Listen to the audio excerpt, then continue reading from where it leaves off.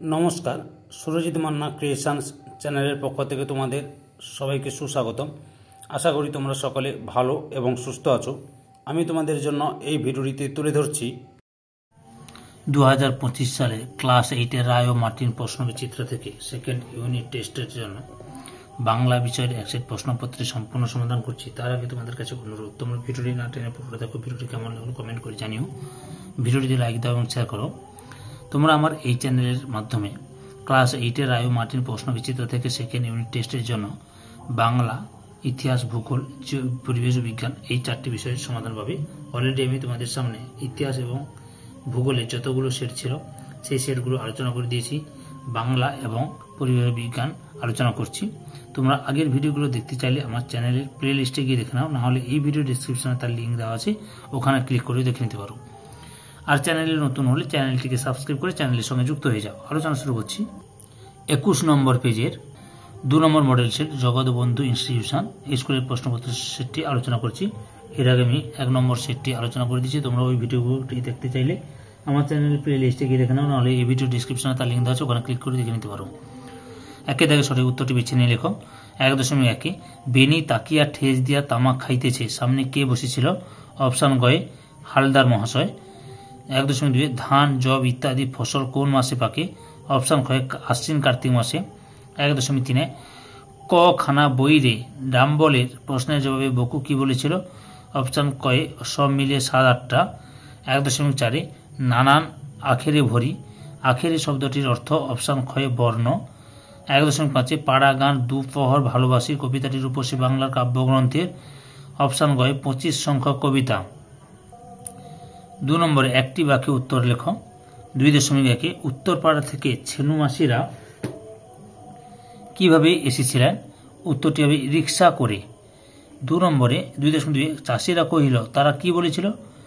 100 বিঘের মাঠ ডুবে গেল, জল বার না করলে সব ধান নষ্ট হবে। তাহলে কি 100 বিঘের মাঠ ডুবে গেল, জল বার না করলে সব ধানই নষ্ট।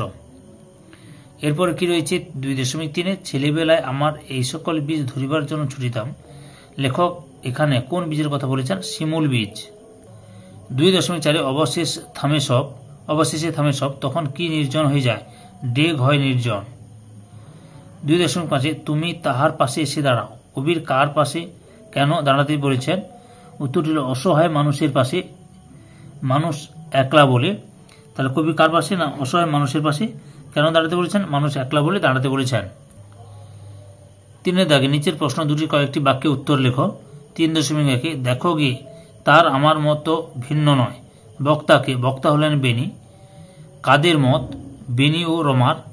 মতটি কি? বাঁধ না কাটার মত। 3.2 মালিক কোথাও নাই, কিসের মালিক? ডিঙ্গির মালিক। সেটি কোথায় বাঁধা ছিল? নদীর তীরে হিজল গাছে। তার অবস্থা কেমন ছিল? পুরনো, ঝাঁপড়া, ফোপরা। 4 দাগে যে কোনো দুটি প্রশ্নের উত্তর দাও, নিজের ভাষায় লেখো। 4.1 কি করে বুঝবো গল্পে যে দুটি ছোট ছেলের কথা আছে তাদের নাম কি? বুকু ও ডাম্বল। তাদের মধ্যে মিল বা অমিল এবং তাদের সম্পর্কে তোমার মতামত সংক্ষেপে আলোচনা করো। উত্তরটি এখান থেকে শুরু করবে, সুন্দর করে লিখে দেবে। দেখে নাও, অপদস্থ করেছে এতটা পর্যন্ত লিখবে। বুঝতে পেরেছ? 4.2 এই বাড়ির যত আনন্দ হাসি আঁকা জীবন্ত করি। বাড়িটি কোন নদী তীরে অবস্থিত? তাকে কারা ঘিরে রয়েছে? বাড়িটির সঙ্গে গ্রামীণ প্রকৃতির একাত্মতা যে ছবি আঁকা হয়েছে তা নিজের ভাষায় লেখো। উত্তরটি তোমরা এখান থেকে শুরু করবে, সুন্দর করে লিখে নেবে। পরপর দেখে নাও।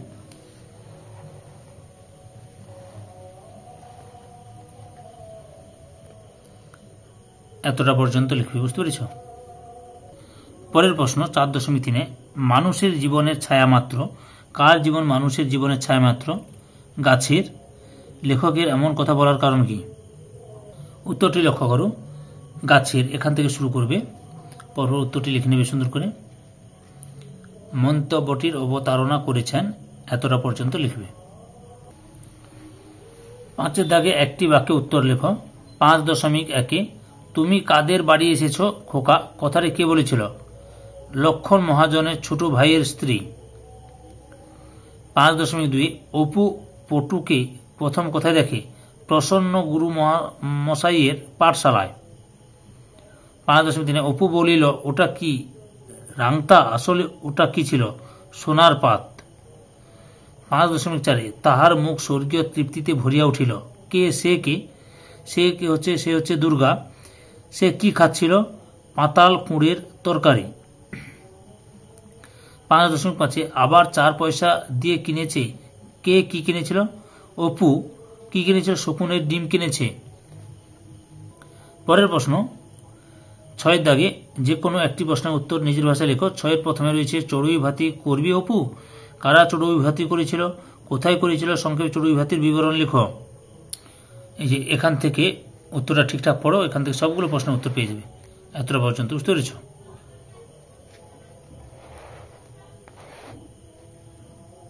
পরের প্রশ্ন 6.2 তারই পাড়ে যে ভাঙা মন্দিরটা আছে, কার পাড়ে, কিসের মন্দির?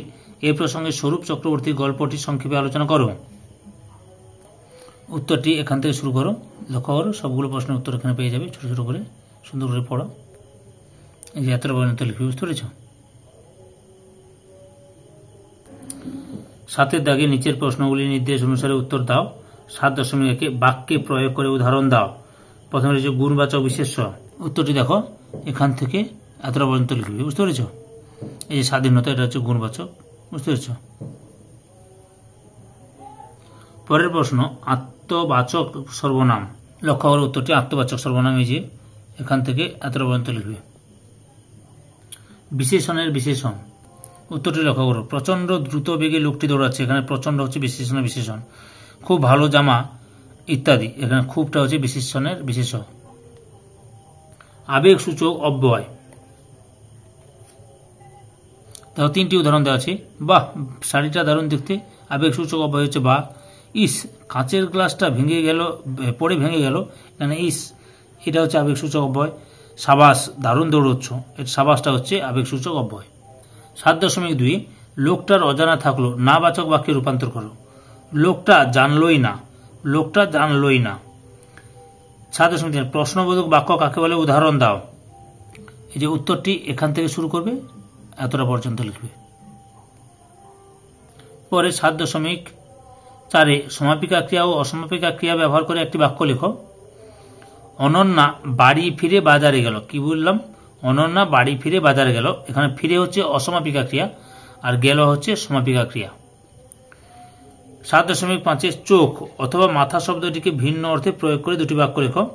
প্রথমে আমি চোখ দেখাচ্ছি, তারপরে আমি মাথা শব্দটিকে ভিন্ন অর্থে প্রয়োগ করে দেখাচ্ছি। লক্ষ্য করো, এই মাথা চোখ দিয়ে প্রথমে লক্ষ্য করো। প্রথমে লোকটির স্বরূপ বুঝতে পারিনি, পরে তোমার কথায় আমার চোখ ফুটলো, এখানে প্রকৃত জ্ঞান লাভ করা। 2 নম্বর রয়েছে দিদিভাই আমাকে চোখে আঙুল দিয়ে দেখিয়ে দিল যে দোকানে দাড়িপাল্লাটি গোলমেলে, এখানে প্রমাণ সহ বোঝানো। বুঝতে পেরেছ? দুটো দিলাম। লক্ষ্য করো, সমীরবাবু আদর দিয়ে দিয়ে নাতিটার মাথা খেয়ে ফেলেছে, এখানে নষ্ট করা। বাবাইয়ের অঙ্কে মাথা আছে, মেধাবী। আমাদের পরিবারের মাথা আমার ঠাকুরদা কর্তা। মাথা ঠান্ডা করে পরীক্ষা দিও, অবশ্যই ভালো ফল করবে, হবে শান্ত হয়। কোনো কঠিন পরিস্থিতির সামনে কাসেম আলী মাথা নোয়ায় না, হার স্বীকার। অন্যের ব্যাপারে যত কম মাথা ঘামাবে ততই ঝামেলা কমবে, হস্তক্ষেপ করা। বুঝতে পেরেছ? 6টা উদাহরণ দিয়ে দিলাম। সম্পূর্ণ ভিডিওটি দেখে আমার চ্যানেলে পাশে থাকার জন্য তোমাদের সবাইকে অসংখ্য অসংখ্য ধন্যবাদ।